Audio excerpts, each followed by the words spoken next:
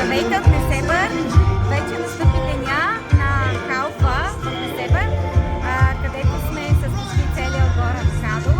Тоест ние сме петима, голямо вълнение, не чак толкова студент, въпреки че сега сме се облякли.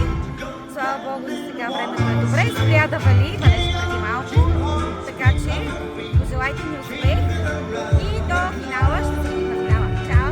Здравейте на всички! Току-що се видяхме с един бегач от пловдивската група, много готин човек.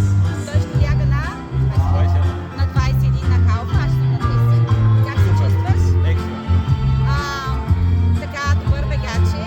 Така че ще видим за колко мислиш ще избягаш.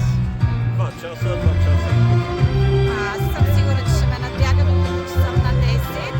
Пожелаваме му успехи на него и на всички от Пловдив. Ще се видим по-късно, може още някой да интервюира.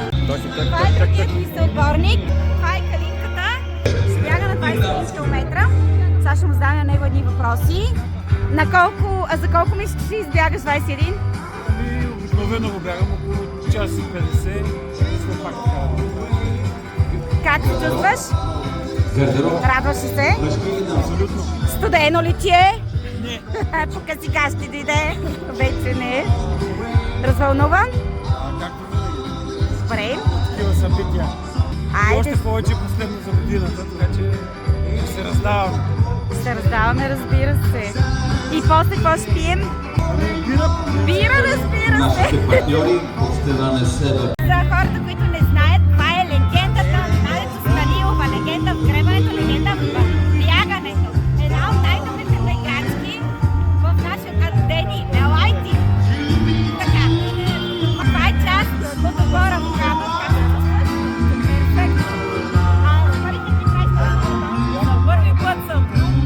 какво Морето не е моето, планината е любимото ми място, но надявам се да ми хареса. За колко време ще го направиш? Надявам се по 2 часа, но не сме сигурни. Стискам палци, желая ти успех и ще пием после по бира! Бира, разбира се. Айде, чао за сега! Остават 4 минути до старта на 21 км. Тук двама от авокадата си седат спокойно на огражденията и хич ни им пука. Седят си най-спокойно, вместо да са на старта и да се притесняват, хич ни им пука, че остават сигурно вече 3 минути. Здрави! Комфора предстои. Номер 1. Винаги номер 1. Още малко до старта на 21 км, а аз ще почакам още 15 до моя старт. Ще имаме бегач, който ще направи официален опит да избяга трасето на заден ход и то на 21 км. Нека да го аплодираме!